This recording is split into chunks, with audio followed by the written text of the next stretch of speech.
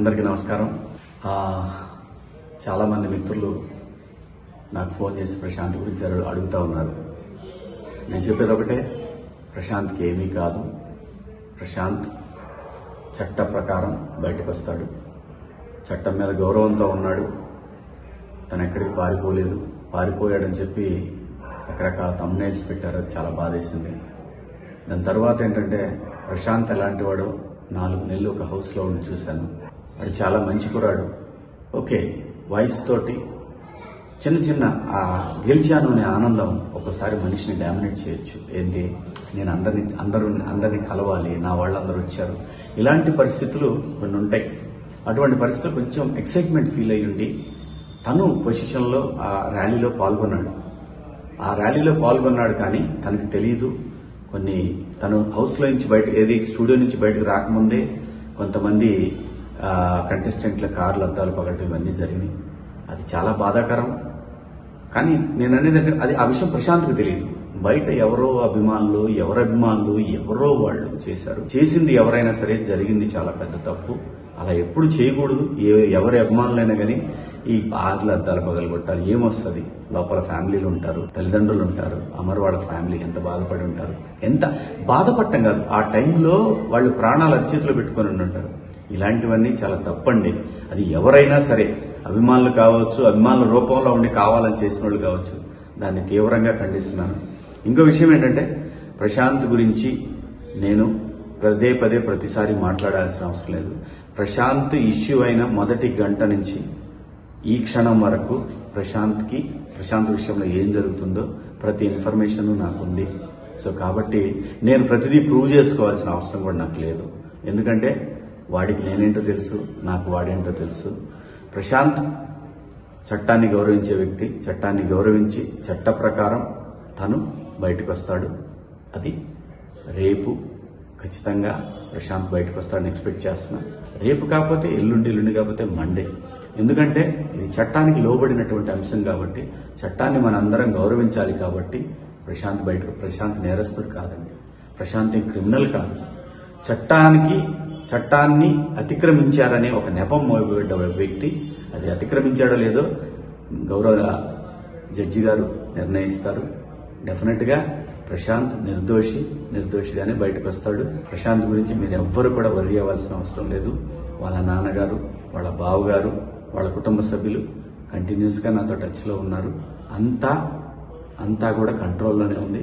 ఎవరు కూడా భయపడాల్సిన పని లేదు, బాధపడాల్సిన పని లేదు. మనందరం కూడా చట్టాన్ని గౌరవించాలి, రాజ్యాంగాన్ని గౌరవించాలి. సో కాబట్టి బయటకు వచ్చి ప్రెస్ ముందుకు వచ్చి ఇంకొకటి కూడా, ఆ థంబ్నెయిల్స్ అన్ని చాలా బాధాకరంగా ఉన్నాయి. దేని గురించి థంబ్నెయిల్స్? ఎందుకు అలా పెట్టుకోవాలి? మీరు చూడాలి, చూస్తే ఎంత వస్తుంది అంటే, ఒకడిని బాధ పెట్టి మన దగ్గరకు వచ్చే డబ్బుతోటి ఆనందం పొందాలంటే అది ఎంతవరకు కరెక్టో ఎవరికి వాళ్ళు ఆలోచించుకోవాలి. నేను ఎవరిని తప్పు పట్టట్లేదు. ఒకసారి మనల్ని మనం ఆలోచించుకొని పెట్టే థంబ్నెయిల్స్ కనుక మీ కుటుంబ సభ్యులకు కూడా మీ గురించి కూడా అలా పెడితే ఎలాంటి బాధ ఉంటుందో అర్థం చేసుకొని కరెక్ట్ థంబ్నెయిల్స్ పెట్టండి. మీ ఇష్టం, పెడితే పెట్టుకోండి, లేకపోతే లేదు. నా అభిప్రాయం నేను చెప్పాను. So Prashant is safe, is fine. ప్రశాంత్ని రేపు మనం చూస్తాం బయట. ప్రశాంత్ నేరస్తుడు కాదు, ప్రశాంత్ క్రిమినల్ కాదు, ప్రశాంత్ నిందితుడు కాదు. ప్రశాంత్ ఇప్పుడు ఒక బాధితుడు. ఇదైతే ధైర్యంగా చెప్పగలను. కాకపోతే ప్రశాంత్ కోసం జరిగిన ర్యాలీలో జరిగినటువంటి అపశృతుల వల్ల ప్రశాంత్ ఇబ్బంది పడుతున్నాడు.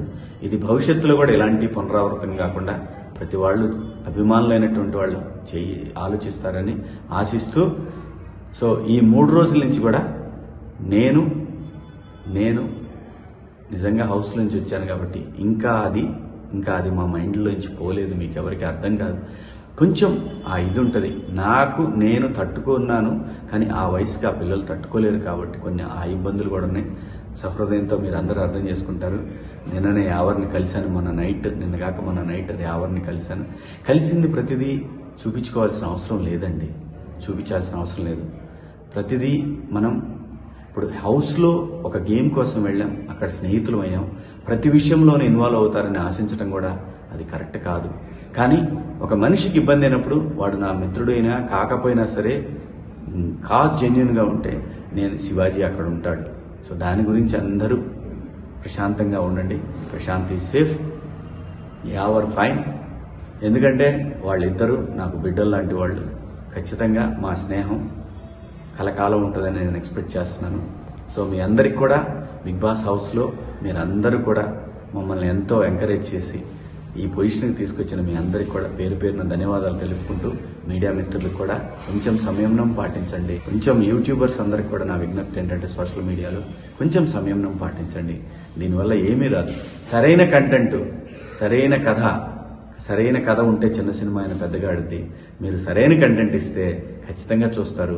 థంబ్నెయిల్ ఒకటి ఉండి వీడియో ఇంకోటి, వీడియో కంటెంట్ ఇంకోటి ఉంటే చూస్తారు, క్లిక్ వస్తుంది. కానీ అది రన్ అవ్వకపోతే మీకు కూడా ఏం ఉపయోగం ఉండదు.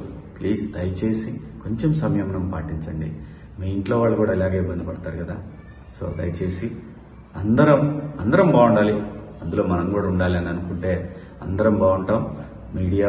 మీడియా మిత్రులందరికీ కూడా సహకరించిన మీడియా మిత్రులందరికీ, అలాగే పోలీసు వారికి, అలాగే చట్టాన్ని గౌరవించే ప్రతి ఒక్కరికి కూడా ధన్యవాదాలు. Thank you so much.